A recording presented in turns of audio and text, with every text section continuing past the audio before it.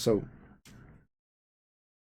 I'm going to take this and split it, and then if you needed that same result that you'd get from a typical extraction, you could undo. But keep in mind, if you undo on the original mesh before making a change to the mesh prior, you're actually going to end up with two copies of the original model, one with holes in the thumb, right? You're not going to get the opposite effect, because when you undo the first step of splitting, you get the thumbnails back in this case, right, or the fingernails back in this case, or the masked portion. But you also get an undo kind of being retroactively applied to the other mesh that you split. It's weird. I don't know why exactly it does it, because it is clearly stepping through some sort of history process here, or it's generating an extra step in the history. You can kind of fix it by going back forward in the history, a really easy way to do it. Or when you first do your split operation, right? So I'll do this again, right? When you first do your split operation, if you go to the other mesh and you run something like a Dynamesh, or you make a change to the model, or you could even do something like extrude it, right? So you could do panel looping or whatever you want to it, right? In my case, I'll just Dynamesh it to close it all up, because that'll give me a quick close holes. The act of doing that will prevent the other mesh from breaking when you undo. Now, in this case, I technically don't even need to do that. A split works for me. So I'll just do a quick close holes to close this up, or I could even re-Dynamesh the model to fix that problem. But in this case, I'm just going to close the holes, and I could Dynamesh. I guess it won't really make a big difference. I'm mostly hesitant to Dynamesh because I don't want to lose any of the detail that I've already sculpted, but I don't think that should be an issue. Removing the blur could probably help this, and even upping the resolution a little bit if I'm really worried about losing detail. Might give me a little extra wiggle room, so that's totally fine. And now I can kind of get in here and start smoothing down the rest of my mesh so that the transitions are working a little cleaner, that I'm getting that shape that I want, right? And really just starting to incorporate these elements back together.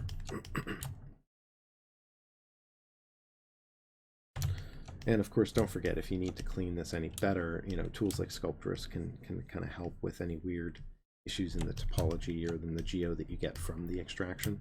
But be careful, because you can encounter other problems doing this as well. So, for example, if I go in and do, let's take the fully build up brush here. If I go in and do a little bit of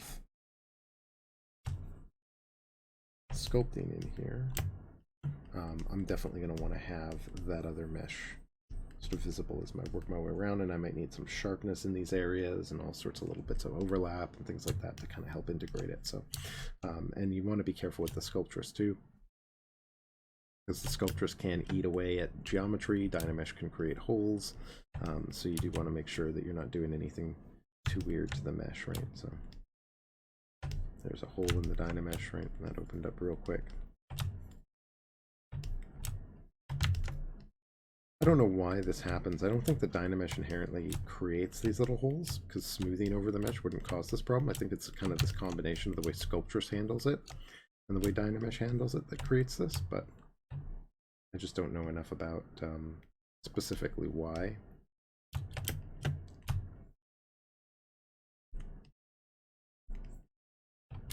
One of these days I'll have to take advantage of the Ask ZBrush Twitter and the hashtag, and see if I can kind of get a response to all my often wondered about questions.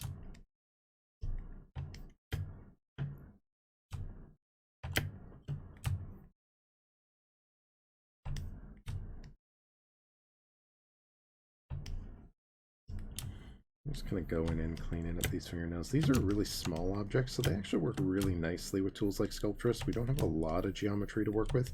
It's never going to get super heavy.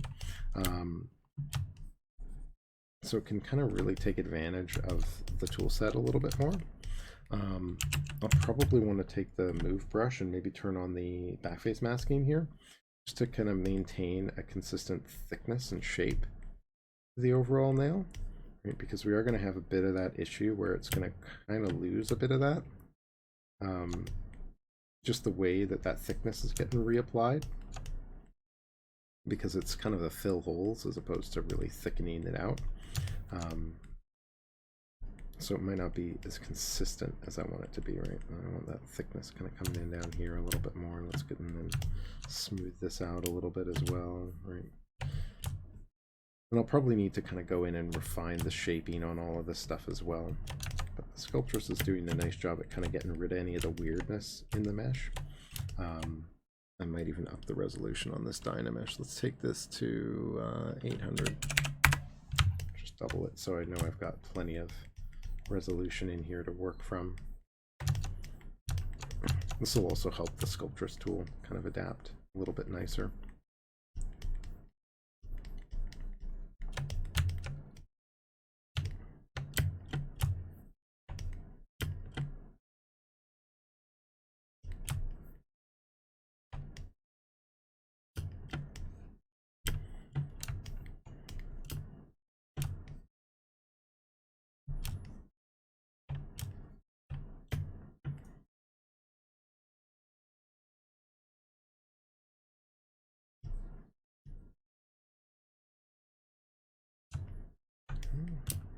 This out a bit.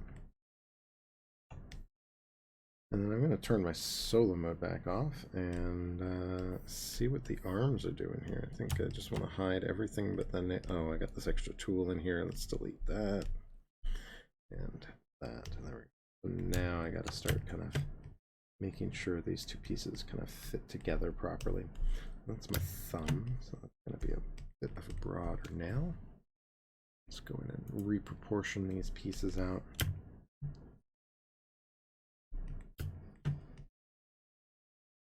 Reshape this a little bit. Sculptress tool would be a really nice tool for just kind of rounding the shape out a little bit more. Checking to make sure I didn't have backface masking still on. Oh, that's the pinky. Oh, okay. Well, actually, that might be okay. He's got these sort of short, broad nails to match his sort of finger structure a bit more, so maybe something more like that will actually work better.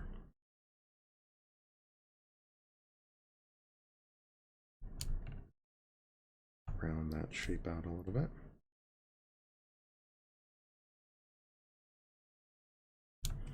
And I can kind of bring in this area around, get the Sculptress mode back off, and get in here and just kind of build this area up a little bit more. I got a good reference point to work from for this. Yeah, okay. So this is sort of a fairly enclosed sort of shape in here. And so I want to kind of bring this area up around it a bit. And let that form kind of extend down a bit like this.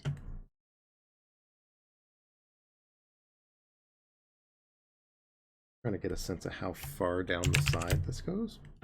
So I just kind of want to bring this down a little bit. Probably have to arc the nail a little bit more. So just switching back and forth between the subtools a little bit here. I could do like a transpose line effect here. This is a really convenient way to kind of bend things. The transpose line is a tool a lot of older school ZBrush artists tend to really use a lot, and a lot of the newer ones probably don't know much about, right? Because it's honestly a lot easier to cover ZBrush as a tool set when you're not talking about all this stuff that's sort of unique to ZBrush. Yes, the sculpting is sort of an important part, and it's somewhat unique, I guess, to a certain extent. But everyone gets that, right? It's things like the gizmo or the transpose tool or transpose line and things like that that can kind of really leave a lot of students lost early on. So I tend not to talk about that stuff anymore, right? It used to be a necessity, but now it's kind of not so much. But there's a few places where this tool set is just super useful. And that's kind of what I want to get to here. So right now I'm kind of doing this all by hand, right? I'm going in and kind of painfully rounding out this shape, kind of getting the arc in the nail, and I'm probably going to be here for a while, just kind of fine-tuning this little shape back and forth to round it out. But there's actually a few different tools that I could be using as an alternative here, and one of those is the transpose line. Yes, there's some other deformers, the bend curve, and things like that that you could use, but considering how this piece is currently put together, I think the transpose line would actually be a really quick and simple way for me to fix these shapes up a little bit more. So once I kind of settle this one into place, and I'll just kind of take a bit more time here to kind of ease this into the shape that I'm looking for, and kind of build up the surrounding area a little bit as well. Maybe even fill in a little bit of this shape here while I'm at it, right? We'll kind of round out that area a bit too, because this is an area I haven't really been able to work at with the nails in here, right? So I've got to be aware of that. But what I could do here is take, let's say, this nail here, right? Mask it out. We'll just isolate it with a quick mask. I'll just do a rectangle mask in this case. Let's just solo it. Make it easier to rectangle mask. Control and left click in the document space to invert that mask. And assuming that the shape is probably about accurate to where I want it, you know, we can still go in and fine tune this, of course, right? Maybe I want a little wider or whatever, right? But what I can do here is I can take this, let's make it a little bigger than the pinky fingernail. Right? Let's get that a little bit extended. Bend it out this way a bit as well. But what we've ended up with is something that's relatively flat still. It's not bad by any means, right? It's not in a terrible spot, but it's definitely got, doesn't quite have the depth that I want, right? I want that to come around the side of the finger a little bit further, just like I did with the pinky. Right, so what I'm going to do is I'm going to draw out a transpose line. So I'm going to activate my gizmo and snap it over here. The hotkey to edit this is Y. So I'm going to hit Y. And what I can do is now I get this line. So when you're in the gizmo, right, and you toggle with the hotkey Y by default anyway, you're going to be switching between the gizmo and the transpose line. Right? Transpose line has some interesting features. So if you've ever wondered why, you know, the default move, scale, and rotate is, if you're not familiar with tools like Z-spheres and other tools that take advantage of this, like the default gizmo is a multi-tool. It gives you X, Y, Z, scale, translate, rotate tools all in one, right? So why is there this translate, rotate, scale functionality separated in, or move, scale, rotate, excuse me, in the tool set? Well, that's because of the other tools that use this feature, right? Z-spheres is one of them, right? So if you've used Z-spheres before, you've used this, the alternative aspect of this feature, but the other is the transpose line, or one of the others anyway. So with the transpose line, what you're doing is you're basically drawing a line out over the surface. You can click and drag and draw this line, and you can see it sort of snaps to the surface.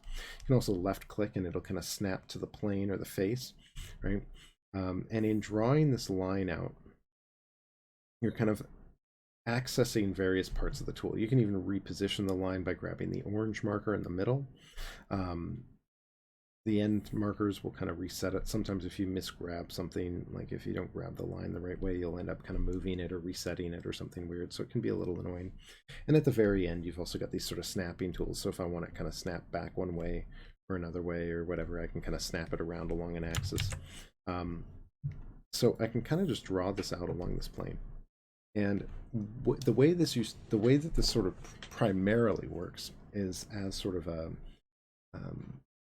move, scale, and rotate tool with these sort of weird anchorings, with this anchoring system that's sort of unique. I shouldn't necessarily call it weird. It's really cool. There's some interesting stuff here.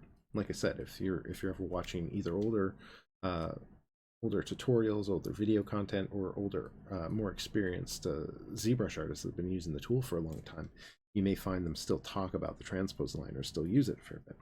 So I'm in the move tool, right? If I hit W, I'm in the move transpose line. And while I'm in the move transpose tool, you'll notice when you hover over the inner markers, right, inside the orange circle, there will appear a red or white circle, right? So on the outsides, we get 2 red circles. On the inside center, we get a white circle. For the move tool, the rotate tool, and the scale tool, these all work differently. So it's worth kind of keeping that in mind. Each of these will behave in a different way depending on the context of what you're trying to do. So if I click on the middle circle here, for example, in the move tool, it's going to move, translate this relative to my camera position.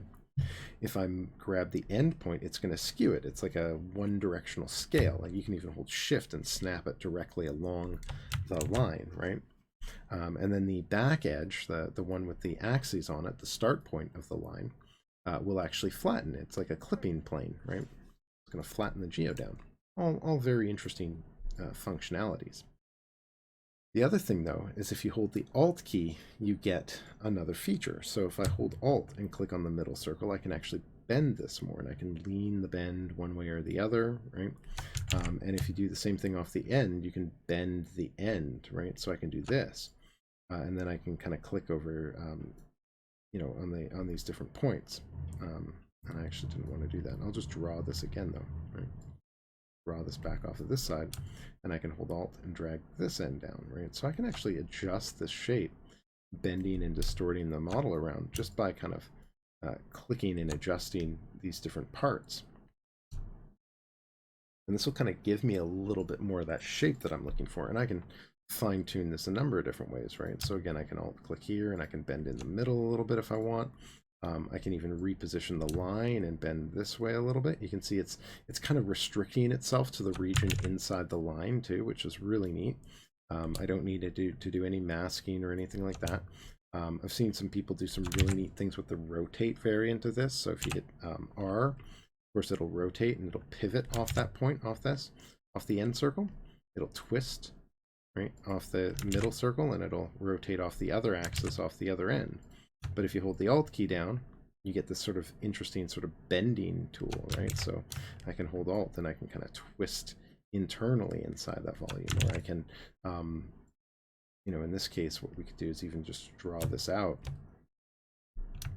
And then again, hold the Alt key here, and I can kind of rotate the end point back or forward, right? So I'm kind of rotating along that line within that plane, right? So you get these sort of interesting twisting features and turning features, scaling features. I haven't used the scale much with this, but you can see it kind of scales its way out here. Or I can scale the whole thing, which is doing some crazy stuff because it's not centered, and I don't have my local symmetry on. If I turn that on, it'll probably work a little bit more. Oops, what I'd expect it to, right? Alright, so I can scale it. And this kind of works off the opposite pivot. So the actual axis that you're drawing on actually defines the line.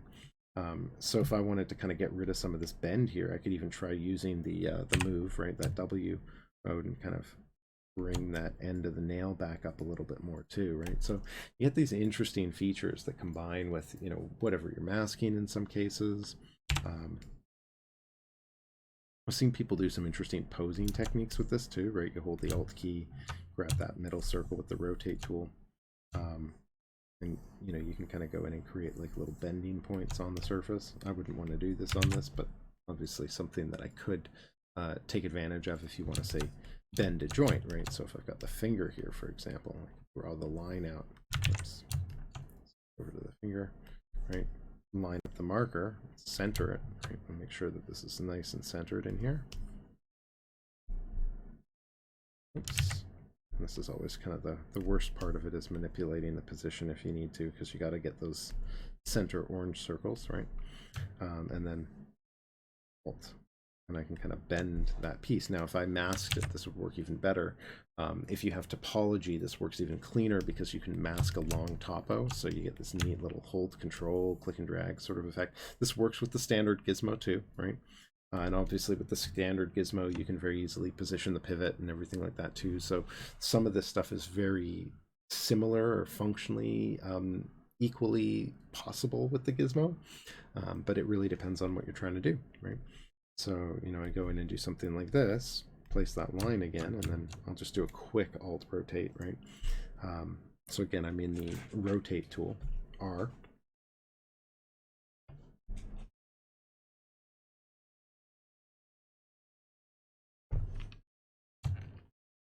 Hold the Alt key, right? And I get like a nice little bend here. It's not the, you know, the nicest sort of bind or anything like that, but for something that I can throw together really, really quickly, that ain't bad at all, right? And I can even adjust from different camera angles to kind of help line it back up.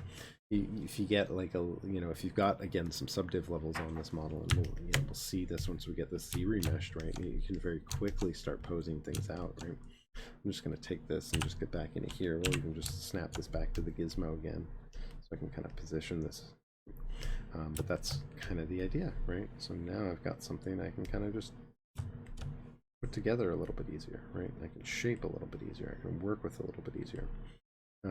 And it's all just at your fingertips, because this is all just in the hotkeys and the tools that you've already got, right? So Q gets me back into my draw mode, or I can pop in to move, scale, rotate with WER. I can hit Y at any time, toggle into that transpose line, and toggle back when I'm done. Or if you want to stay in it, it can do, as long as you're not trying to get those deformers, right? Those like the project primitive and the bend deformers and things like that, right? You can even stay in it, right? Because you won't need the other tools. So some really neat stuff we can do there. Just solo that out. You can see that bend is really nice and clean now. I'm gonna grab that move, go back into the back face mask, and maybe just add a bit of thickness back into this, right? Get that consistency to the depth in the nail. Shape that out a little bit more. And just maybe clean up the edging a little bit on this. I'm gonna have to think of a way to expand my menu on the bottom. I'm gonna run out of window real estate here soon for my actual workspace. Spacebar, nudging my whole UI. Maybe I'll build a separate version of this, because I don't need all this information in here. That might be a better way to go one day. Maybe I'll build a custom one of these days. Rebind it to the spacebar.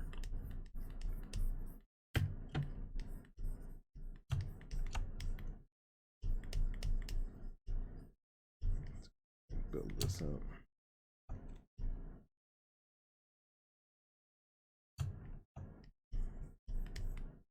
We get that same sort of framed shape? Yeah, we really do. So I really want to kind of get in here and just build that up a bit. I'm having a bit of a hard time with that. That really terribly. I didn't realize I was in my lasso tool. Yeah, you put stuff in your interface for a reason, and then you don't pay any attention to it. Right?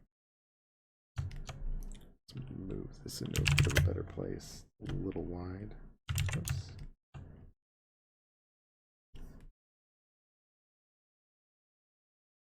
Better.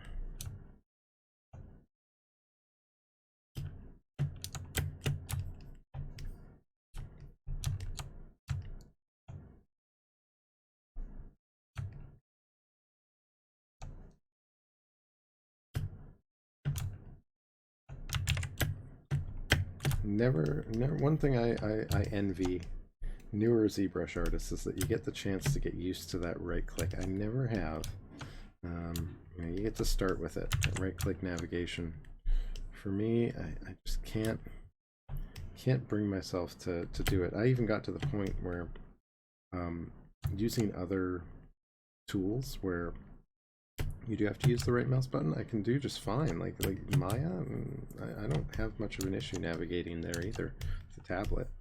But in ZBrush, for whatever reason, it's like my brain just can't get away from the regular navigation, or the left click navigation style.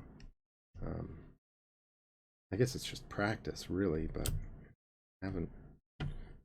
Every time I try to remind myself to do it more, it's like, nope, just doesn't want to do it. My brain just doesn't want to do it. It's too used to this. Don't like change. I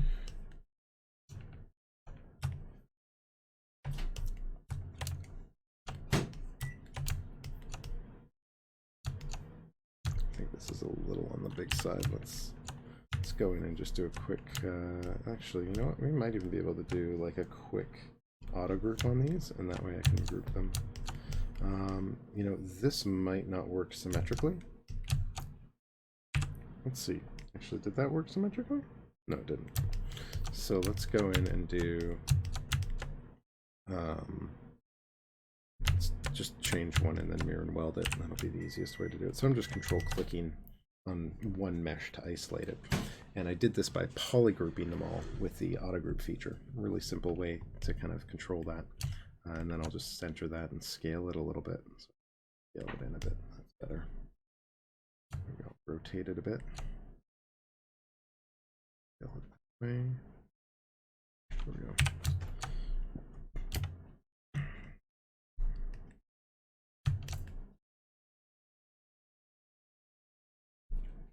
Just want the knuckle a little narrower through here. Just slowly trying to kind of find my way through some of the shape in this model. Really soft brushes, pretty broad, soft brushes will do really nice here just to kind of shape things out a little bit more. It's almost too bony. Let's kind of go back the other way. Better. Use this to take a bit of the bulk out of here. Well, that feeling like this form kind of works its way back into these spaces a little bit. That more towards the bottom.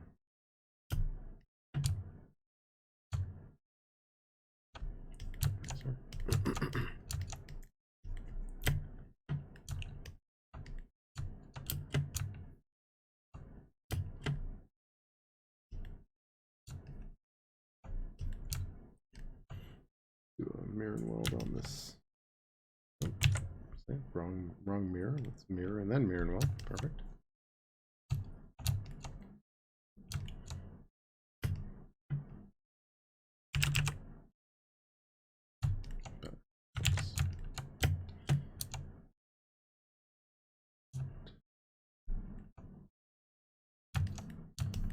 Just keep working my way through the nails. Just find that physically separated nail just reads so much nicer.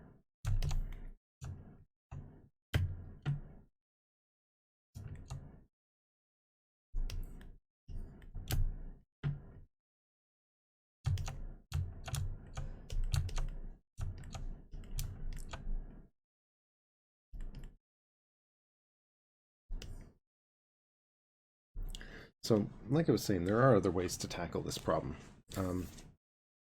You know, the bend with the transpose line is a really neat one, and kind of one that can easily get lost in the myriad of other tools that are available to just solve the problem. The other one that I would probably have considered here would be a bend curve with the gizmo, right? So again, I can grab my gizmo tool. I probably want to kind of position this and line up the axes the way that I want. So I'm just using the Alt key to kind of make sure that my gizmo is kind of oriented along the direction that I want and centered nicely in the mesh. You can use the go to unmask mesh center while holding the Alt key to kind of center the geo up a little bit more carefully, or you can hold the Alt key and kind of position by hand. Holding Alt effectively unlocks the features so that it doesn't move the geo when you hit the buttons or when you adjust the control. So it lets you kind of adjust as needed. And then you can switch this over using the gear to one of the deformers. So in this case, I want to do a bend curve deformer. And this will give me my little box, and you can see it's kind of centered around the masked area, the unmasked area, and its center point is kind of placed based on where the gizmo was, at least roughly. It looks like it's a bounding volume, so I could be wrong about that. So let's drop in 5 points and make sure that I get the right axis. So we're going to go with the Z-axis. And you can work your way in with this, so you can start with like 3 points here and then just start bending, right? You can see we get a nice amount of control over this. And if I just add more points, I can kind of control the shape a little bit more as well. So depending on the sort of fine-tuned control that you want, you know, these sorts of techniques can also be really, really nice. I find this tool requires a bit more setup sometimes, right? So it's not quite as quick as the transpose line once you kind of get used to just toggling the tool on and lining the line up. But this can be really great if you're trying to shape or position something that's already got that's been modeled in a straight line or on a flat plane, and you just need to give it a nice bend. There's a lot of other great uses for it. So aside from this simple example of it, right, you can do a lot of other things with this tool that you probably wouldn't want to do or couldn't do with the transpose line variant, right? So obviously here I can kind of bend in whatever direction I wanted and do twisting and all sorts of interesting stuff with this. I'm not going to do that here. It doesn't make sense for me to do it here. But you do get some interesting effects. You can even see as I kind of bring this back on these planes, I can kind of fine tune the nail shape a little bit more that way too. It's distorting the geo a little bit weird, but that's just the way that the enveloping seems to be working on here. I'm not too worried about that. I'm going to hit accept when I'm done by clicking on the gear and then the accept. That'll just lock that change in for me, and I can go back to sculpting, refining, doing whatever it is that I was doing to the model. Probably do a little bit of shape refinement here, a little bit of smoothing, just to kind of maintain that roundness, and maybe a little bit of move tool as well here. Expanding that nail back out. And one thing that I probably am dealing with constantly here is the fact that the shape change in the nail is likely coming from the smoothing, right? So I'm kind of undoing a lot of the effect of the smoothing on the model constantly here. So I got to kind of go back and forth a bit, smooth things back out, and then as I smooth things, I got to go back the other way and kind of clean up the rest of the shape, or widen things out, get the volume back. In this case, a little bit more thickness on the ends. That move brush again, backface mask, we'll just thicken that up a little bit. You can't really easily do this in reverse, but I could do maybe a little alt. Because you can't, the problem here is that you can't hold the alt key and use the move brush normally, right? The alt key kind of has a different effect on the move brush, so I'm using it with the backface mask successfully, yes, but it's not quite the same as just kind of clicking and dragging normally. So we're going to get a little bit of a different result here, but that's okay. Maybe I'll go with the polish here. Just kind of clean up the nail edge a little bit here.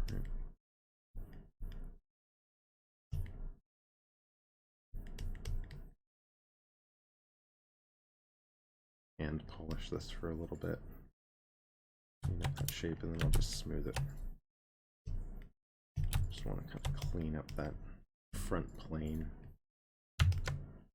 Trying to get a front plane, really, right? That's really what my goal is there. And I could do that over a bunch of these. Right? Really get that plane there.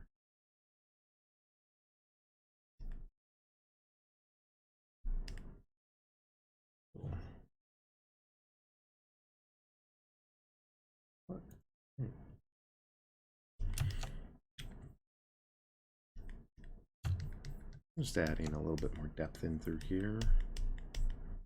Shape that out a bit. Take this out of solo mode, see how that's looking. I feel a little on the deep side, so I might shorten them up a little bit. What I'll probably do is fine tune the finger first. So I got that back face masking on the move still. Just making sure that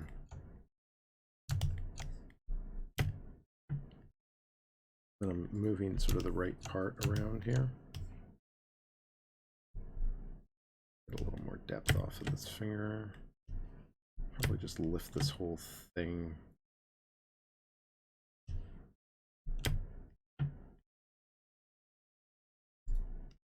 Solo this up. Just get a little bit more depth out of this area here.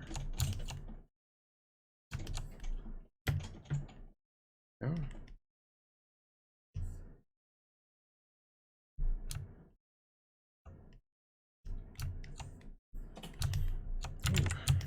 every time. Really only need to be working on one hand at a time here, but whatever.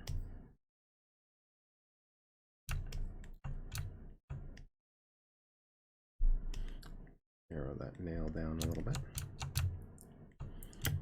Bouncing back and forth between the subtools here with the Alt key.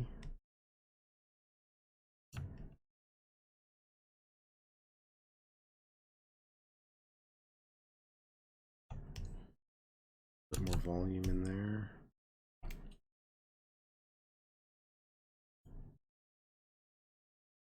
I want to kind of take a little bit of the fingertips out of there. Take a little bit of that out. Make it a little bit of a flatter edge.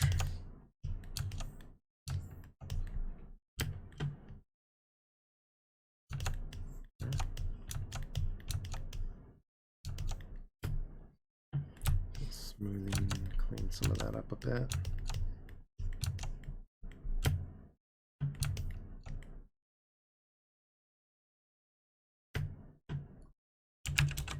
Grab the move topological here so I can get nice big move brushes without nudging the other fingers around too much.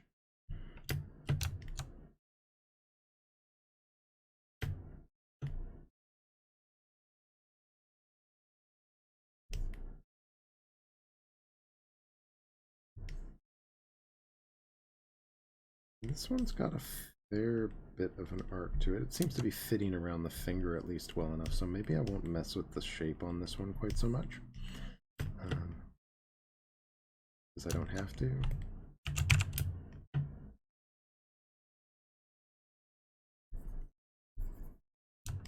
Just focus on kind of building up the surrounding area a little bit more. Whoops.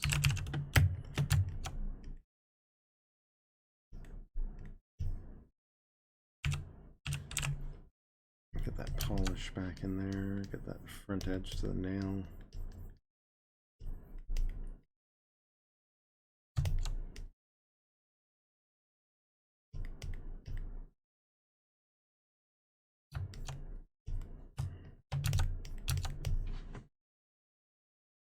I almost want to bring the nails back just a bit. A bit of that. Just shorten them up a little bit. There we go.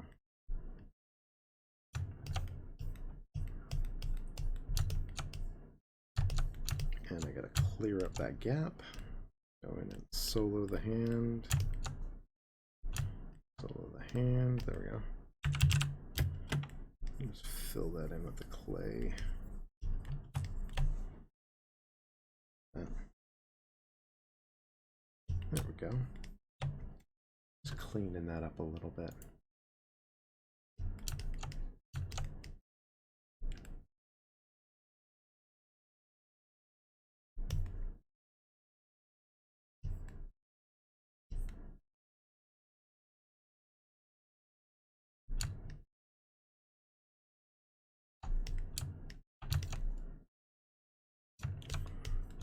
All right.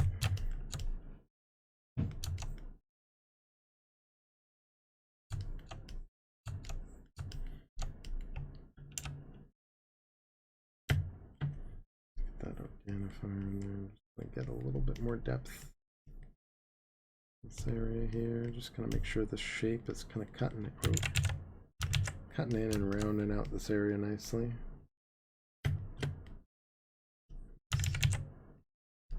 Watch that camera angle on the mesh.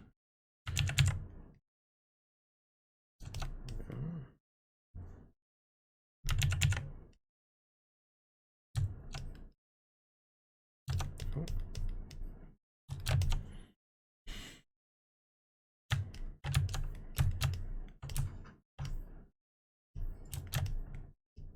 Just want to double check that these are symmetrical. Just do a quick mirror on them. Yeah, so the symmetry was still working and everything. I just wasn't sure. And I'll do the same thing on these. Slightly different from side to side. Right there. And I'm just going to go back over these again with that polish brush just to kind of polish the nails out a little bit more. Want a little bit more shape. Might even help get a little bit of that sort of, the sort of lines on the little grooves that you get down the nails. Something I'll probably add in detailing later, but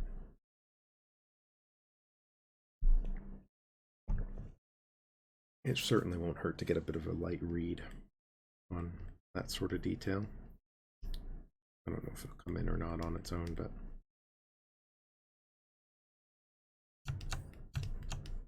oh, and I never did the thumbnail. Oh. Thumbnail's a little bit broader and flatter, so that'll be hopefully a little easier. Don't need that crazy curvature. Needs more curvature than that, though. Use the move tool to bend this one.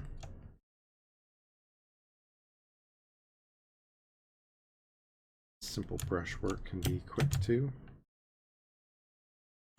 And when in doubt, you know, if you're ever unsure how to proceed with something, I guess at the end of the day you can always sculpt it, you know.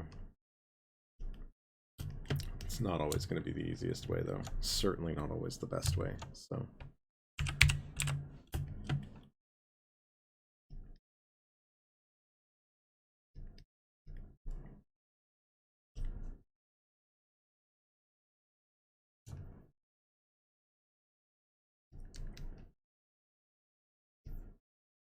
Oof, got a really heavy peak in the middle here, right? That's, I think I did that with the polish by accident.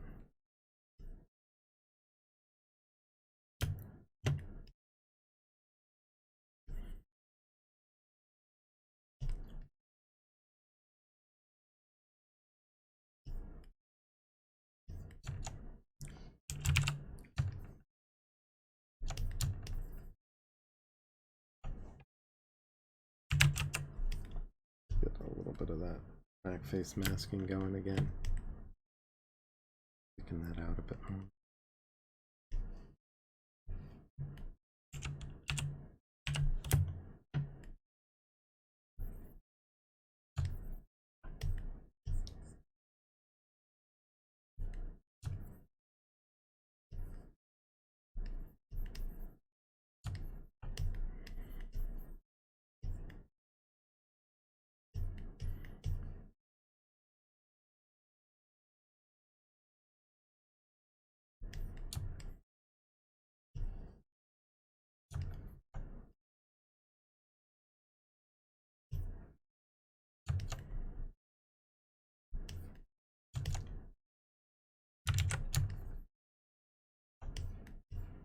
Ooh.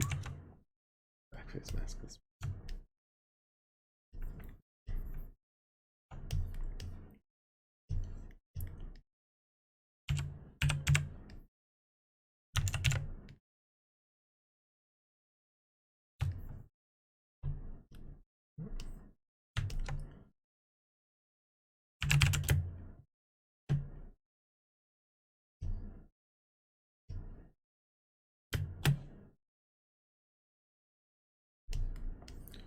Trying to kind of fine tune the shape a little bit here.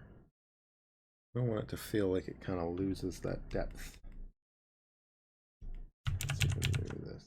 Put the back face mask off and just lift it. Better. Not losing that shape.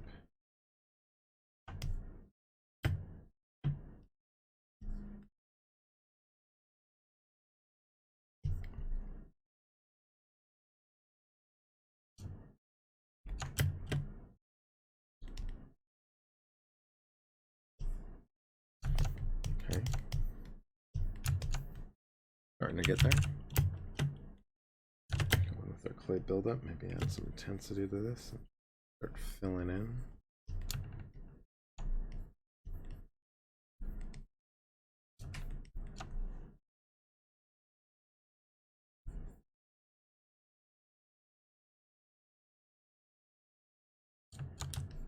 Also want this to kind of start back.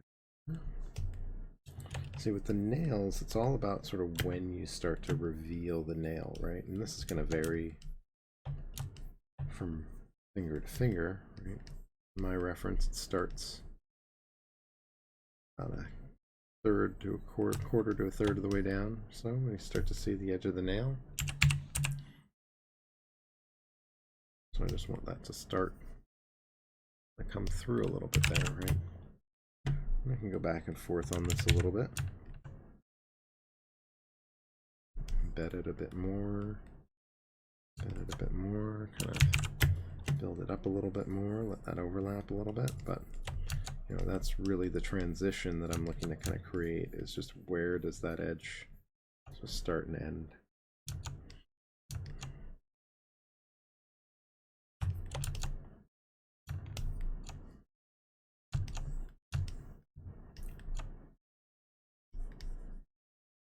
Just bit by bit, kind of going back through these, making sure, kind of defining that point a little bit.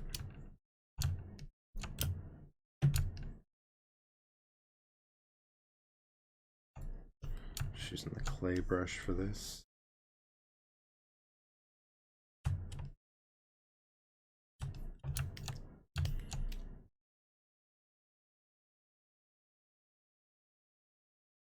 On the fingers, it's actually a little further down. Just incorporate that a little bit more.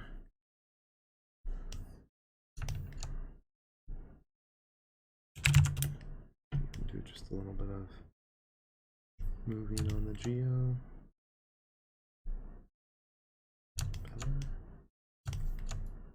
Yeah. A little bit.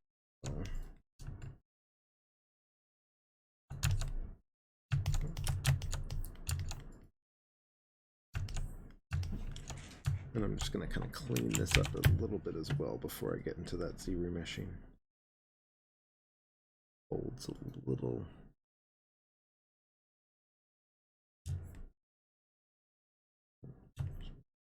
Keep it a little bit more subtle.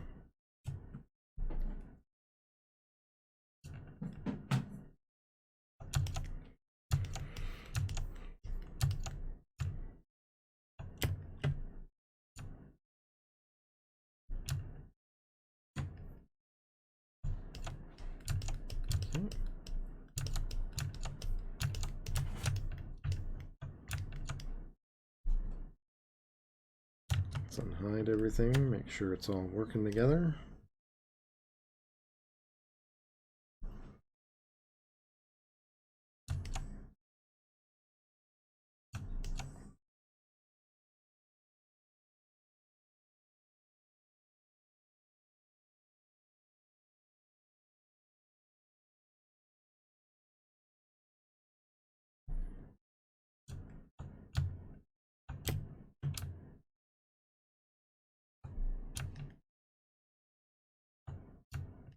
Come on. Come on, what's your sculpt? What brush do I have selected? Oh, standard, okay.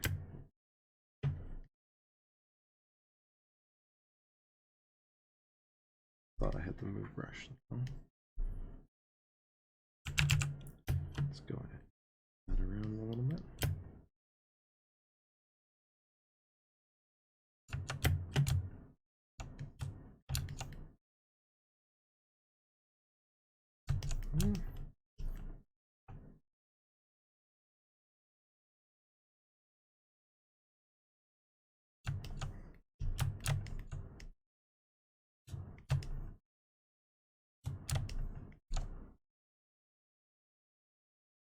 Yeah, that ought to do.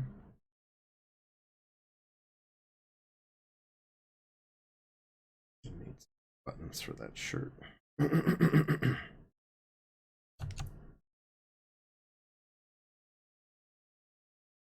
Okay, let's Z remesh this sucker. All right, so for Z remeshing, I think what I'm going to do here is, do I want to clean up this top edge at all? I feel like I should clean up this top edge a little bit, so let's just go in with a little H polish and just kind of dust the top edge with a little bit of a brush stroke here, just to kind of plane this down a little bit more. I think the ZRemesh will grab that edge and kind of work it a little bit better. But from here, I'll just use the ZRemesher. We've looked at ZRemesher a fair bit in the previous videos, but in this case, what I'm looking to do is just create a variant of this model that I can push subdivs into so I can detail it a bit. Since I'm not benefiting a lot from really specific topo here, I think ZRemesh will give me a good enough mesh so that I can later build the game res on top. What I really want here is something that's going to put the detail where it needs it. So I'm going to take advantage of two aspects of ZRemesh here. First, the general ZRemesh tool for retopo, and second, the density control. Right, so I'm going to go in with the ZRemesher. We'll start by duplicating the model out because I want to make sure I'm preserving a version of the mesh that I can reproject lost detail back onto. And then just disable the Dynamesh here and ZRemesh this mesh. At 2 million polys, this is a little on the higher side, so I could see potentially decimating this before ZRemeshing it. But I'm going to see what I get and how long this takes, because if this only takes 30 seconds or whatever, I'm comfortable waiting that out just to not mess with the geo. But the quicker you want ZRemesh to go, the lighter the mesh should be, right? It's pretty quick as long as your poly count isn't super high though. So let's try it as is. I'm going to use the detect edges feature. I'm going to leave the adaptive size in the default. I'm going to leave the target poly count in the default, although I'll probably bring that down a bit and just kind of get a sense of what the default tool is going to give me without messing with it a whole lot.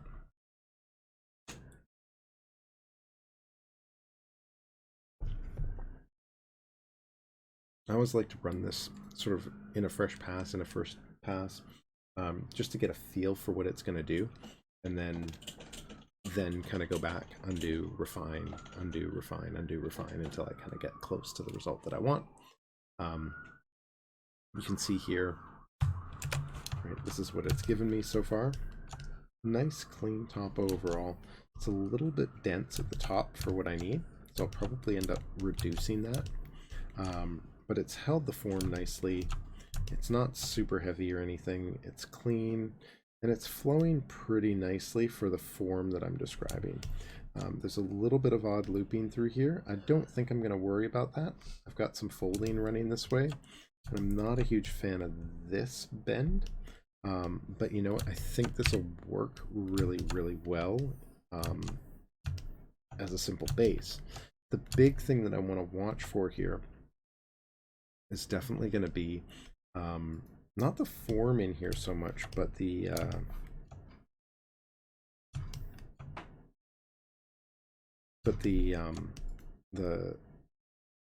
density, right? I need a lot of polygons in the hand. I need far more polygons in the hand for the detailing that I'm going to be doing than the arm, and certainly even more so than the upper arm. Elbow's a little weird too. So what I'll do is I'll undo, turn the polyframe back off here. And I'm going to turn the adaptive size down a bit because I don't need that focus of polygons, right? Adaptive size is basically adding extra edges in to hold shape. So this is going to be great in some areas, but the lower I take it, the more even and square my poly count will be, which will ultimately make it sculpting a little easier.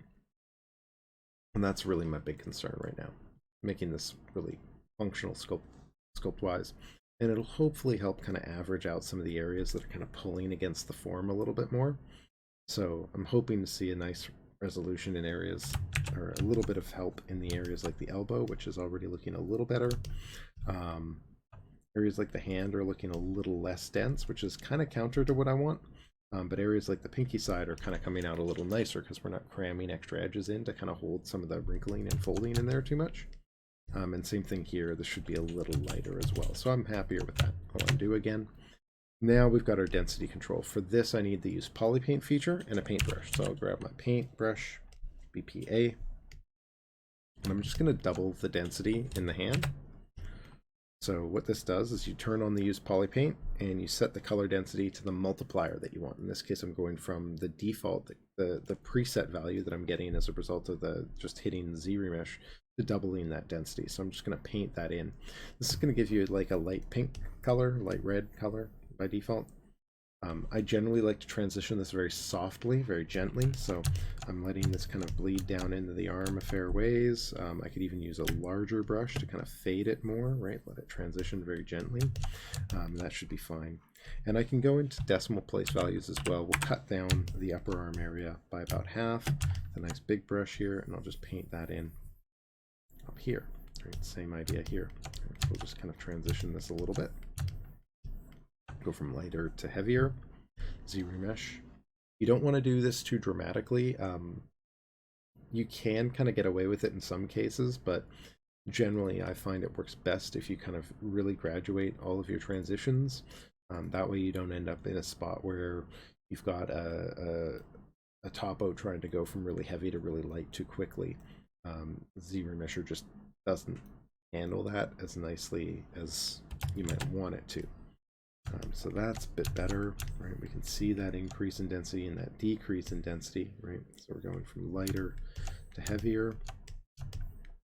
I could see going a little heavier still here, considering how much detail I'm going to need in this area, or how much detail at least I'd like in this area. So let's take a look at that next.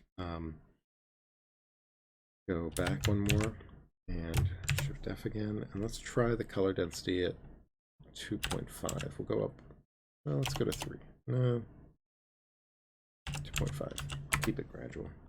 We'll just kind of, again, just brush that in over the hand here with a nice big broad brush, right?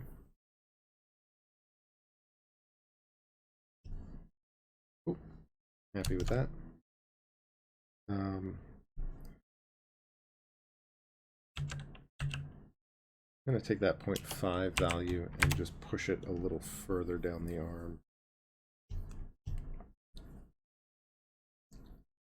This is a bit of an abrupt transition going from the red to the blue, but it's hopefully faded enough, and it's not in an area that I'm particularly worried about seeing, so hoping that by just doing it like this, we'll be okay. Nothing better than testing though, so we'll Z-remesh one more time, see where we're at with it, see if this is working.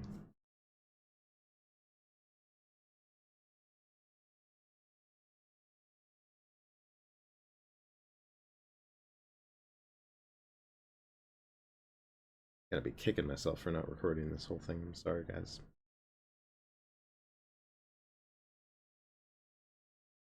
Alright. Alright. A little funky back here, but you know what? I'm really not concerned about it. Again, my goal isn't topo, my goal isn't line flow, my goal is something that I can push some detail into, and I'm getting that transition that I'm looking for.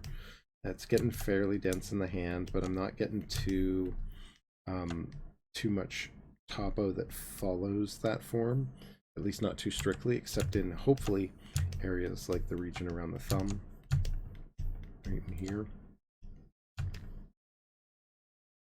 Okay, that's going to work quite nicely.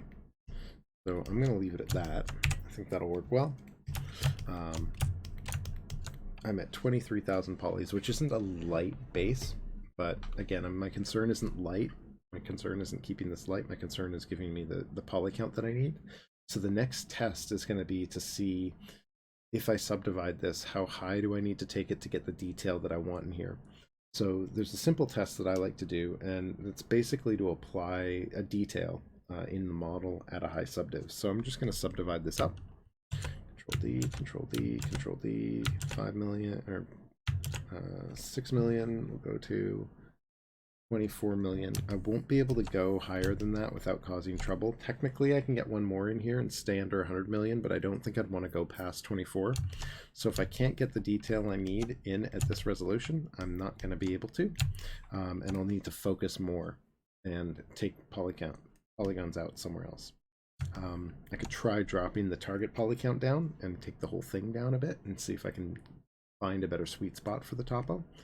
Because if I can cut the poly count down, say by another 30 to 40%, I might be able to squeeze this subdiv in at like 16 million, and then I could go from there up to like, I guess that would be what, 60 million or something like that, and that might actually be enough.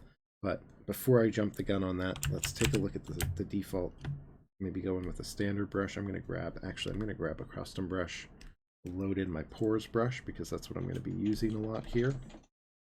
It'll be my finest detail. So I'll go pore array, and that up. I'm going to be using this on the back of the hand. So let's go in and just make this array again. Just make sure that my pores are coming through. You know, they're not bad. They're not great, but they're not bad.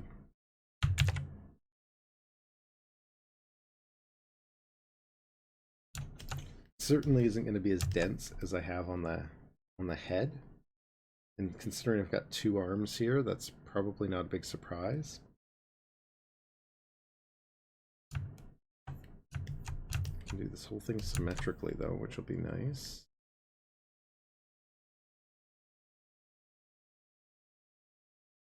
Yeah. I'm not thinking about how these would fit together.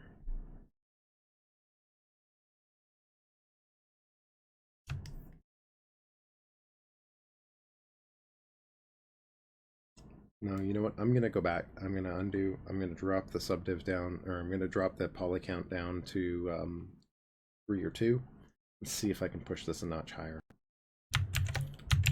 So we'll just undo.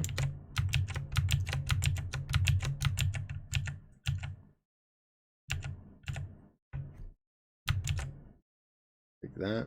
We're going to take the target poly count down to 2.5. I'm going to cut it in half and see if that gives me enough room to push nice and high. That'll give me around 12 million in that slot.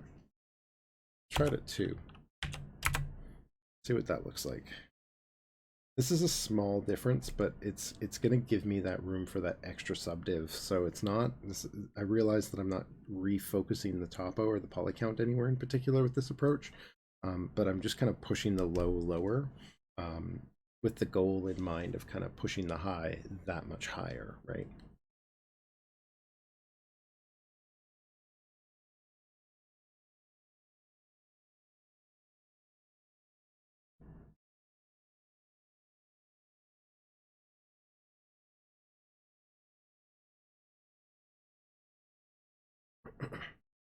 So that's definitely a lower low, right?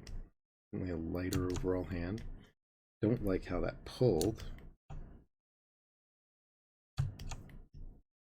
I wonder if I can relax that a bit with less adaptive size. Let's take that to 25 to 15. Take that out a little bit and remesh it again. If not, I can also try the alternate algorithm, holding the Alt key and clicking the Z remesher to try the try the other approach and see if that gives me a better result. I think it's catching this wrinkle that I've modeled in, and it's trying to get that in there, trying to kind of support it with a little bit of geoshape. So another thing I could even consider is subdivide or smoothing it a little bit and just letting it project back into the mesh. No, that actually worked. That actually worked quite nicely. So that ain't bad. It gives me a nice clean loop or set of geo running through the webbing, which is really what I tend to look for here. Yeah, okay. Yeah, you know what, that'll work. So let's try the division process again, check it again. Control D, Control D, Control D, Control D. Now I'm at 2.4, 9 million. I ended up a little bit under the 10 million mark by cutting that down a little over half. But that allowed me to push the total poly count up to 40 million instead of 20 million, right? So I'm effectively doubling, well, not quite doubling, you know, throwing on another hunk of polys here for me to work with. And hopefully that'll allow a brush like this to hold that much more detail. It is. I think that's going to work really nicely overall. So I'm going to leave it like that. If I need to push another subdiv in here, I can get rid of one of the arms and do the whole thing symmetrically, which may not be a bad way to go for the sake of optimization, but I don't know if that's the way I want to really do it. It might give me some nice subtle detail. You know, I could push this more in a traditional game res direction, or I could kind of just treat this more as a personal project, which is, and just push it a little bit more, make it a little bit more unique, make it a little bit nicer. I get the idea. I get that I could do it that way, but I don't think I'm going to. So last step. Whenever you're dealing with the Z-remesh, right, the next thing that you really want to make sure you're doing is not losing any of that detail. I'm going to go back down to my low poly here, and I'm going to reproject. So I'm going to hide everything but the other arms, right? So visibility wise, I've got my two arms right on top of each other. And I like to do this in solo mode so I can see the result as I go. But, oops, there we go. But you can kind of do this with both tools visible, with both tools with the solo mode off. Just make sure that the tool that you're projecting to is visible, right? And that it's at the subdiv level or with all the detail that you want to apply. And then I'll go in and project all. Right, so we can see it just adjusts slightly. I can tell that it's working, nothing broke, nothing exploded on me. Go up a subdiv level, project all again.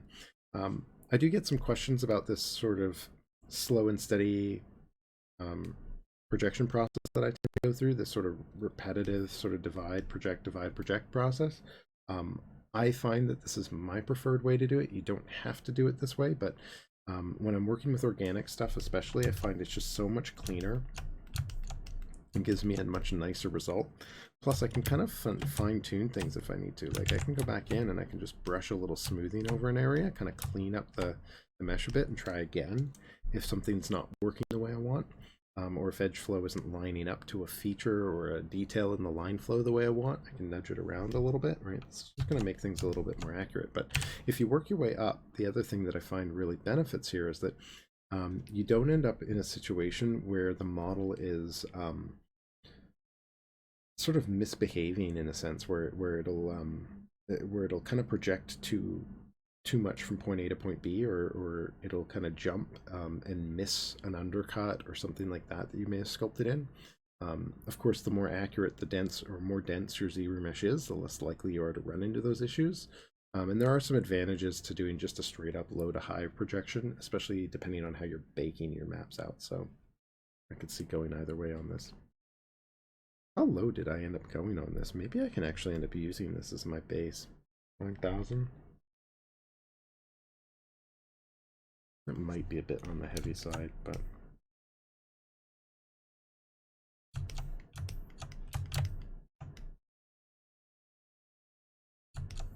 no, I'll probably end up building the game res for this. May end up reprojecting it again. We'll see. We'll see. Trying to decide if I really want to bake this or project or just bake in Substance or bake here. I'm going to be baking most of the clothing in Substance, obviously, but for the organic stuff, I find sometimes ZBrush just gives me a really nice result, but you need that game res in here already, right? So I gotta think about that. I won't worry about it right now. I can still do the detail. I can still reproject stuff. As I push it, though, I'll have to think about that. We'll see. We'll see. Maybe I'll do a retopo one of these days. But for now, let's keep doing this.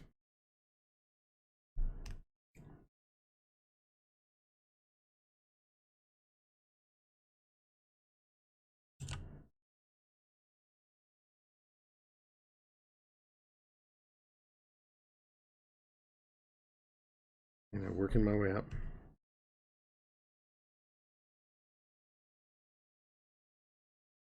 You can see each level along the way giving me a little bit more detail. Subdivide, project, subdivide, project, subdivide, project.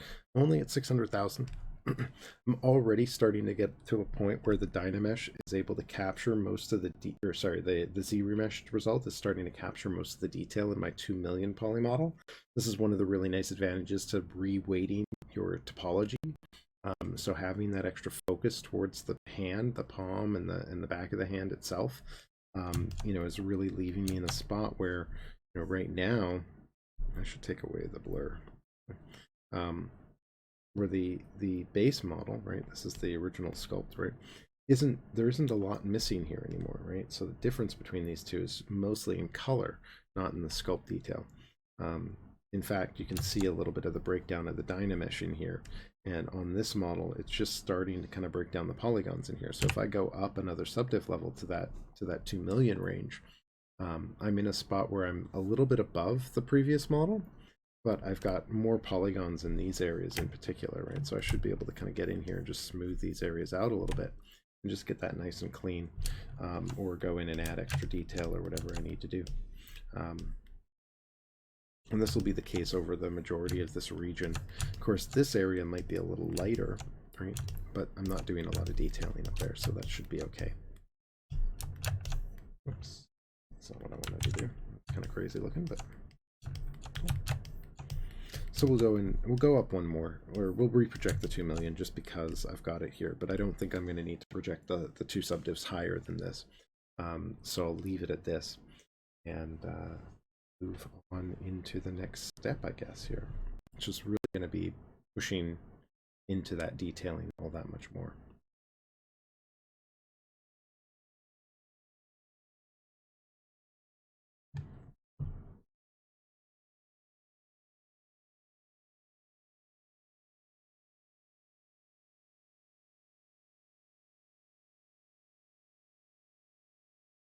Wait for it. Always wait for it. And this is one thing about reprojection, right? You don't want to do this. You don't want to do this if you, as your poly count gets really, really high, you don't want to push it too far either, right? So like, I don't necessarily want to go in and reproject a 10 million poly model back down onto another mesh if I don't have to, right? That's the sort of thing that can take hours to really do properly. And you can see even here, the 2 million poly model is going to take time to go through this process. Yes, ZBrush is going to give you a warning like this if you click by accident, or you may even open up your task manager and it may say that it's not responding.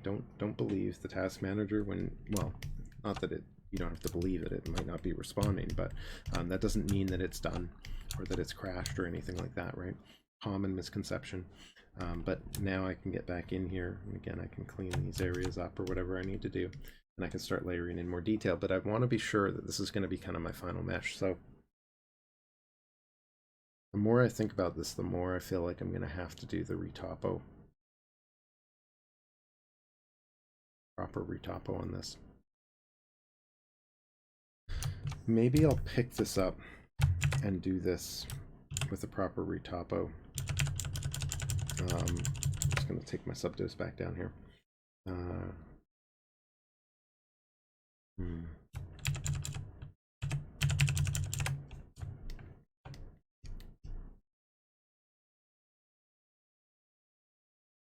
I just don't think I can use this the way I've got it right now. I think it's just going to end up being too heavy.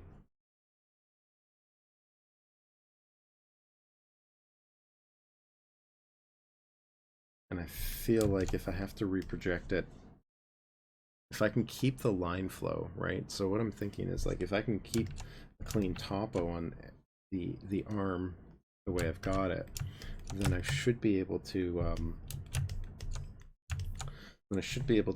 kind of use that to my advantage, essentially, right? Where I've got a mesh that I can reproject onto and work on directly, as opposed to kind of doing what I'm doing right now, which is basically just a messy Z remesh. So maybe I'm not thinking about this the right way. Maybe this should be my game res.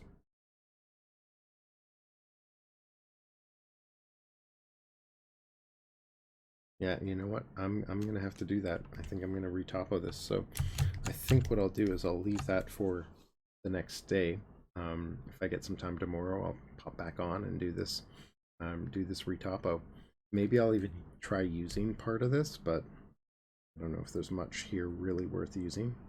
No, I don't think so. Oh, but the fingernails. I could project the fingernails in at the last minute. Okay.